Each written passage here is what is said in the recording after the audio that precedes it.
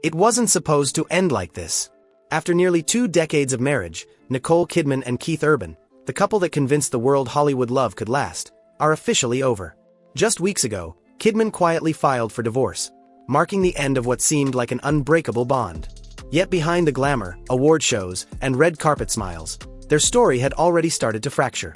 And when the final cracks appeared, even love, fame, and family couldn't hold it together. But what really went wrong after 19 years? Was it distance, career ambition, or something darker? Something neither of them ever wanted the world to see. For years, they seemed untouchable. He was the soulful country star who'd survived addiction. She was the Oscar-winning actress who'd weathered heartbreak and controversy. Together, they were perfect, or so it looked. Married in Sydney back in 2006, they built their life between Nashville and Hollywood, sharing 2 daughters and more than a few public declarations of eternal love. Yet those smiles masked exhaustion. According to insiders close to the couple, the distance had become unbearable long before the world noticed. With Keith's world tours and Nicole's endless filming schedules, their lives were moving in completely different directions. What once bonded them, success, had begun to tear them apart. The trouble began quietly. Early 2024, Keith reportedly grew uncomfortable with Nicole's more provocative film roles, especially her 2024 movie Baby Girl. Sources close to the pair said Urban strongly disliked both the movie and the way it was promoted. He even skipped every premiere. For a couple once inseparable in public, that was hard to ignore. By the time Kidman began filming Practical Magic 2 in London in 2025, they were already living on separate continents. Nashville insiders revealed Keith had quietly moved out of their family home and into his own place that summer. It wasn't a temporary break. Friends described it as the moment the writing was on the wall. Here's where it gets tragic. In interviews just months before the split, Keith hinted that relationship sacrifices were the price of his music career, saying that it wasn't just a job, it was his life. At the time, fans thought it was poetic. But now, those words sound hauntingly final. Meanwhile, Nicole was across the world, grieving her mother's death and burying herself in work. As one source put it, she was filming non-stop while Keith was touring non-stop. They simply stopped seeing each other.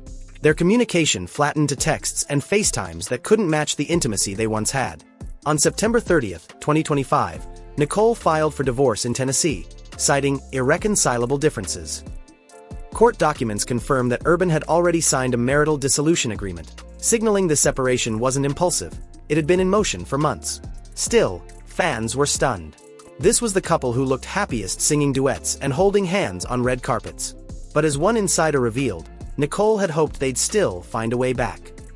Instead, Urban appeared to have emotionally checked out, choosing to focus on touring and his CBS music competition series, The Road. Even now, the narrative divides fans. Some blame Kidman's career intensity. Others point to Urban's rumored connection with a 25-year-old artist from his tour. Neither has addressed that speculation directly. But silence itself can be deafening. For Nicole, the heartbreak runs deep. Close friends describe her as devastated but staying positive, focusing on her daughters and upcoming projects. She's reportedly taken her mother's final advice to heart: take care of yourself first.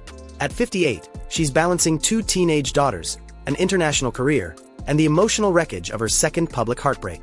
Still, she's channeling the pain into her craft. With Big Little Lies Season 3 and Practical Magic 2 both under production, it's as if she's rebuilding herself, again, from the ashes. When the news finally broke, most people hadn't noticed they'd already been living apart for months. Urban's High and Alive world tour had quietly doubled as his escape route. And while the cameras caught him smiling on stage, friends say he was emotionally checked out long before Nicole filed the papers. Meanwhile, Kidman stayed behind in Nashville with their daughters, doing what she's always done, trying to hold the family together. When she finally returned from her film shoot in London, the home felt different. His guitars were gone. Personal items, too. It was her first clear sign that the chapter had truly closed. On September 30th, the divorce became official, at least on paper. Filed in a Tennessee court, the documents revealed irreconcilable differences and requested that Nicole be listed as the primary residential parent to their daughters, Sunday Rose and Faith Margaret. Even the legal phrasing felt heartbreaking. After 19 years of shared homes, holidays, and heartbreaks, all that remained were signatures, property clauses, and custody schedules, down to 306 parenting days per year. For fans, this wasn't just another celebrity breakup. It was the collapse of one of Hollywood's last forever couples.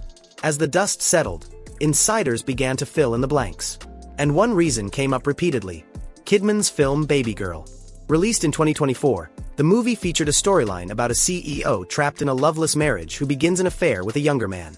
Urban reportedly couldn't stand it, calling the role humiliating and refusing to accompany her on any red carpet appearances. What might sound petty from the outside hit a deeper nerve inside the marriage. It wasn't about jealousy, it was about perception. Urban built a career singing about committed love. Kidman was portraying the opposite. The tension was symbolic, and it was real. A close friend told the Economic Times, Keith didn't like that movie, and he didn't like Nicole promoting it. That's when things began to unravel. No screaming fights. No dramatic press statements. Just a deep, quiet sadness. Sources close to Kidman say she was devastated but dignified, choosing to process the loss privately. For once, the actress who built her career playing complex women was living a script too raw for the screen. Publicly, she smiled. Privately, she leaned on her sister, Antonia, and her daughters. After the filing, Kidman made her first public appearance at a charity event in Dallas. Composed, glowing, but noticeably thinner. And while fans praised her grace, those close to her knew the truth. She was simply surviving. Urban's reaction couldn't have been more different. According to friends, he retreated almost immediately, canceling a show in South Carolina just 2 days later. Reports from Nashville describe him as embarrassed and hiding, holed up in his new bachelor home away from the public eye. Tabloids speculated about a possible new woman from his tour, though nothing has been confirmed. What has been confirmed, however, is the painful irony. Keith once credited Nicole with saving his life. Now, he's chosen a life without her. Beyond emotions, there's the money. Together, the couple built an empire worth more than $325 million, spanning properties in Nashville, Sydney, and New York. That empire now has to be divided. Homes filled with memories turned into legal line items. But it's not about greed. It's about attachment. Each house represents a chapter.